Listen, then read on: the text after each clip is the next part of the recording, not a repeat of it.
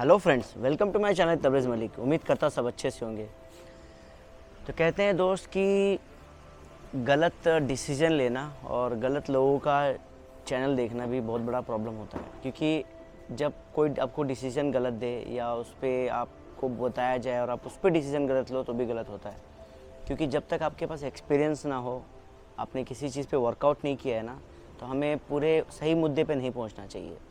अब कुछ लोग ऐसे होते हैं कि जब मैं माल्टा का वीडियो बनाता था, लोग बोलते हैं तो माल्टा में रहता ही नहीं है, तो इसको क्या मालूम रूल के बारे में।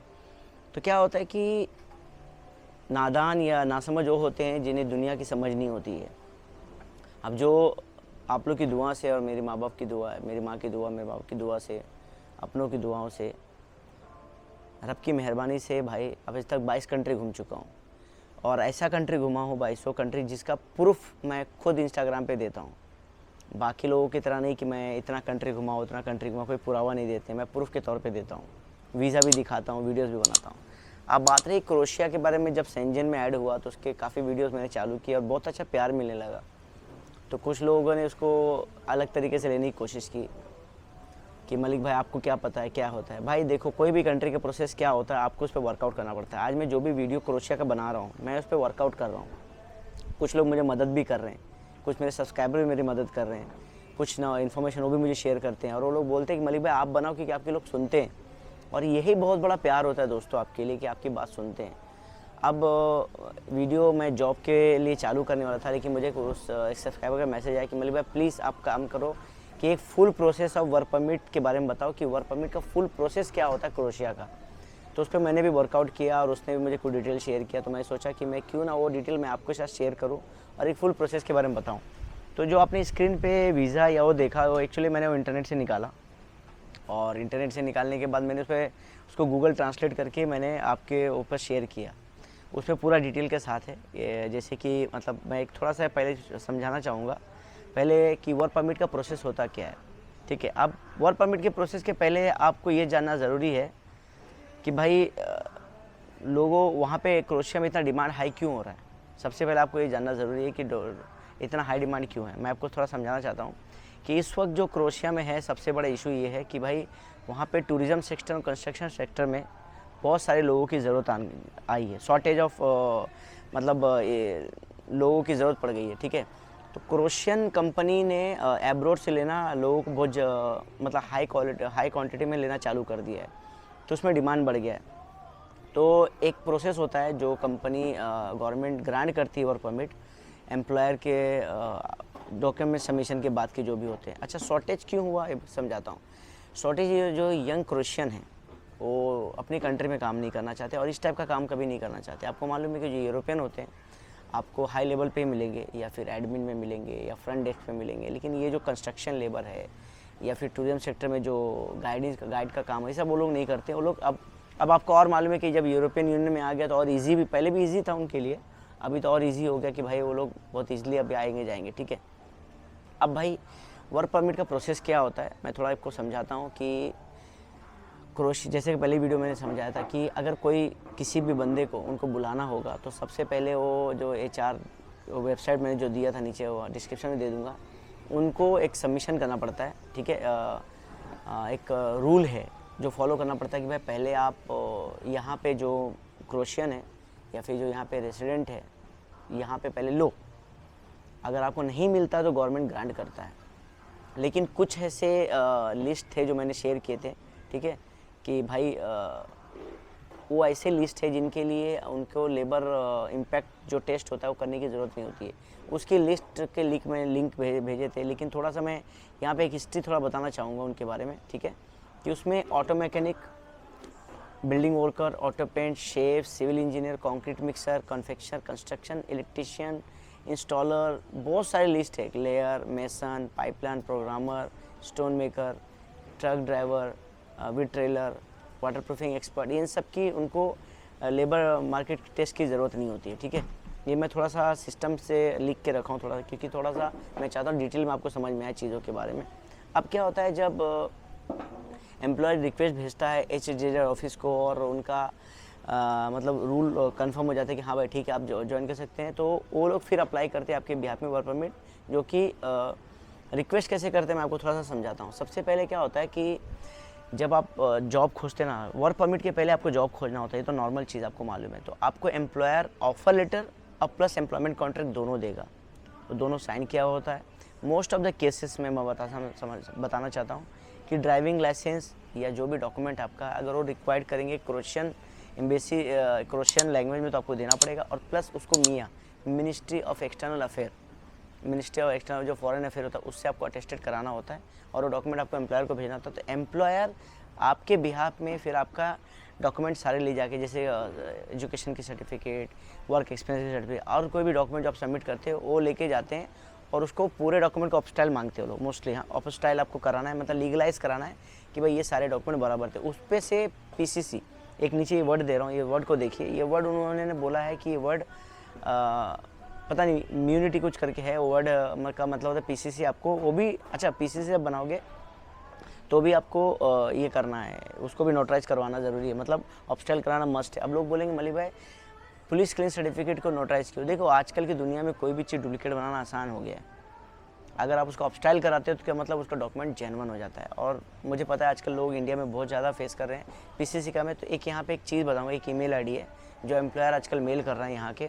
अगर आपके लोकल जैसे एसपी ऑफिस है या पुलिस स्टेशन से आपने पीसीसी लिया है और उसको आपने शेयर किया अपने ऑनर को, तो ऑनर ये पीसीसी का जो लोकल पुलिस स्टेशन का पुलिस से रिपोर्ट है वो सबमिट करके, मतलब इसी को ईमेल करके बोल सकता है कि भाई इंडिया में जो पुलिस वेरिफिकेशन सर्टिफिकेट जो पासपोर्ट ऑफिस से मिलता है उसमें डिले हो रहा है, तो इसके बिहाफ में भी वर्क परमिट अप्लाई हो जाता है। मतलब लोकल पुलिस स्टेशन है वर्क परमिट अप्लाई होगा लेकिन वीज़ा नहीं।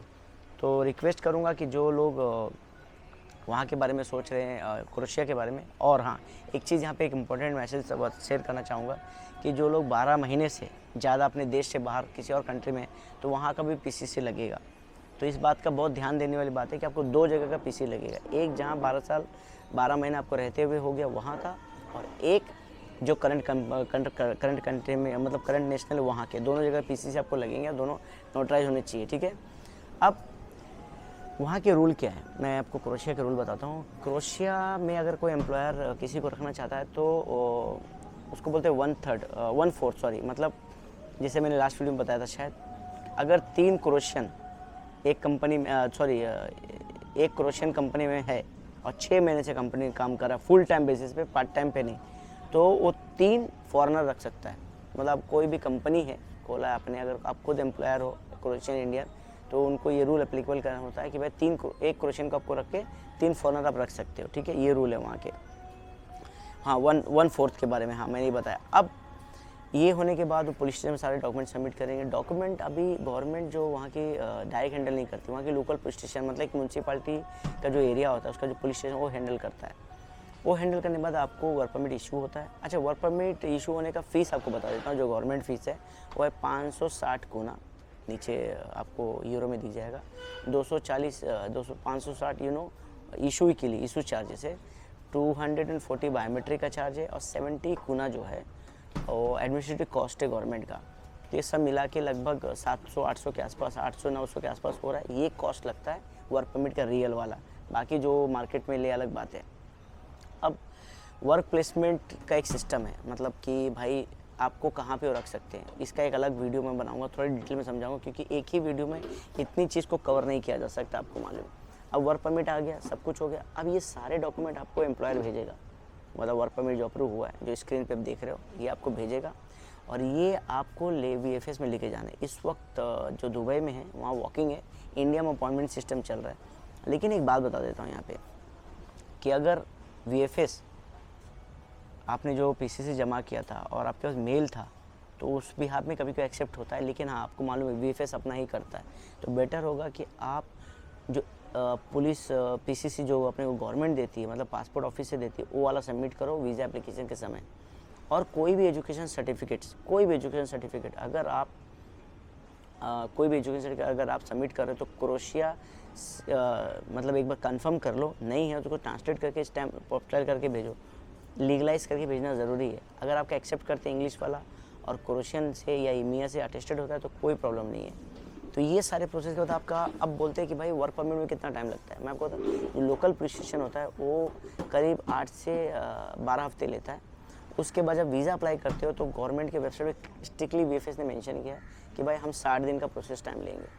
अब 60 दिन बहुत ज़्यादा होता है, 15 दिन में वीज़ा आ जाता है, लेकिन 60 दिन का फुल प्रोसेस है। क्योंकि मैं आपको एक समझाना चाहता हूँ कि ये जो वर्क परमिट आता है ना क्रोएशिया का, ये आता है पुलिस से स्टैम्प होके। तो आपका कोई अभी तक मैंने कोई ऑनलाइन सिस्टम नहीं देखा है जिस पे उसको वेरीफाइड करे। तो शायद ये पूरा वेरिफिकेशन करते हैं, सब कुछ कवर अप करते हैं, हर चीज़ करते हैं, तब जाके ये बनता है। देखो एक बात समझाना चाहूँगा कि जब हम किसी कंट्री पे वीडियो बनाते हैं ना, तो उसमें कई कमियां होती हैं। इस वीडियो में शायद कोई गलती हुई होगी, क्योंकि अभी हम इस पे ना वर्कआउट कर रहे हैं। इसका फुल डिटेल कोई भी बंदे के पास नहीं। इवन आपको मैं बताता हूँ, कुछ लोग जो वहाँ पे भी है ना, उनको भी रियल नहीं मालूम है। क्योंकि क्या है कि दे आर वर्कर, वो जॉब करते हैं, उनको इतना प्रोसेस नहीं मालूम होता है जितना डीप में। मतलब आपको मालूम है कि जितना डीप में माल्टा के बारे में मुझे नॉलेज है, उतना डीप में क्रोएशिया के बारे में आएगा। लेकिन इसमें थोड़ा टाइम लगेगा। कुछ अगर गलतियाँ हैं तो आप मुझे कमेंट सेक्शन में बताओ, उसको मैं ठीक नेक्स्ट वीडियो में करूँगा। लेकिन ये फुल प्रोसेस है। आपको ड्राइविंग लाइसेंस हो, एजुकेशन सर्टिफिकेट हो, एक्सपीरियंस सर्टिफिकेट हो, कोई भी डॉक्यूमेंट अगर आप सपोर्टिंग दे रहे हो ना, तो उसको लीगलाइज कराना ज़रूरी है, ऑब्स्टाइल कराना ज़रूरी है। PCC का रूल मैंने बता दिया, वर्क परमिट का फ़ीस मैंने बता दिया, प्रोसेस टाइम बता दिया, डॉक्यूमेंट के लिए मैंने लास्ट वीडियो में बताया था, एक डिटेल वीडियो बता दूंगा। एक चीज़ बोलना चाहूँगा कि क्रोएशिया कोई भी हो जा रहा है ना, कोशिश करो सबके पास बैंक स्टेटमेंट हो। बैंक स्टेटमेंट, अगर बैंक स्टेटमेंट नहीं है थोड़ा प्रॉब्लम आएगा, मैं आपको बता रहा हूँ। दूसरा, अगर बैंक स्टेटमेंट आपके पास नहीं है तो आपके कोई भी ब्लड रिलेटिव का लगा सकते हो, लेकिन अच्छे, कम से कम नहीं भी तो उसमें 2000 यूरो के आसपास का वैल्यू होना चाहिए, तो जाके आप कुछ सोच सकते हो। तो मुझे लगा ये जो वर्क परमिट का फुल प्रोसेस था, एक आपको अच्छा इन्फॉर्मेशन मिला होगा। और मुझे ऐसा मतलब हमेशा खुशी होती है कि मैं आपके लिए अच्छा इन्फॉर्मेशन लेके आता हूँ। मैं एक रिक्वेस्ट करूँगा, इस वीडियो को ना शेयर ज़रूर करना। शेयर करने से बेचारे जो लोग नहीं जाना, मतलब जिन लोगों को क्रोएशिया के बारे में नहीं पता है, वो भी जा। और एक बात बताऊंगा कि क्रोएशिया सब ट्राई करो इस वक्त। पाकिस्तानी भाई को खासकर बोल रहा, बांग्लादेशी भाई को, क्रोएशिया कोशिश करो, क्रोएशिया ट्राई करो, क्रोएशिया निकलो। माल्टा में बहुत रिजेक्शन है, आप माल्टा ट्राई मत करो, सिर्फ क्रोएशिया ट्राई करो, क्रोएशिया में हो जाएगा, कोशिश करो। दूसरा, एजेंट अगर आपसे पैसा ज़्यादा मांग रहा है तो पहले वर्कआउट करो, और खुद से होता है, नहीं तो फिर अगर जिस एजेंट को आप पहचानते हो उसी के थ्रू काम करो। अभी मैंने क्रोएशिया पे काम चालू नहीं किया है, मैं क्रोएशिया एक विजिट करूँगा, उसके बाद ही कुछ वहाँ पे अपना एक सिस्टम निकालूंगा कि मुझे क्या करना है। तो कैसा लगा आज का वीडियो बताइएगा जरूर। रिक्वेस्ट है कि चैनल को सब्सक्राइब और लाइक फॉलो ज़रूर करना। कमेंट सेक्शन में कोई भी सवाल है ज़रूर पूछना, वीडियो को शेयर ज़रूर करना। और रिक्वेस्ट करूँगा कि वीडियो जितना फैलेगा, जितना आप उसको व्यू करोगे, कमेंट करोगे, और बहुत ज़्यादा रिक्वेस्ट है कि जल्दी 100 के तक पहुँचाएँ मुझे मेरे सब्सक्राइबर लोग, तो एक खुशी मिलेगी मुझे और मोटिवेशन मिलेगा और अच्छी अच्छी वीडियो बनाऊँ। Thank you very much. जाते जाते चैनल को सब्सक्राइब फॉलो जरूर करना, वीडियो को शेयर जरूर करना। तबरेज़ मेरे दिल से सबको सैल्यूट करता है।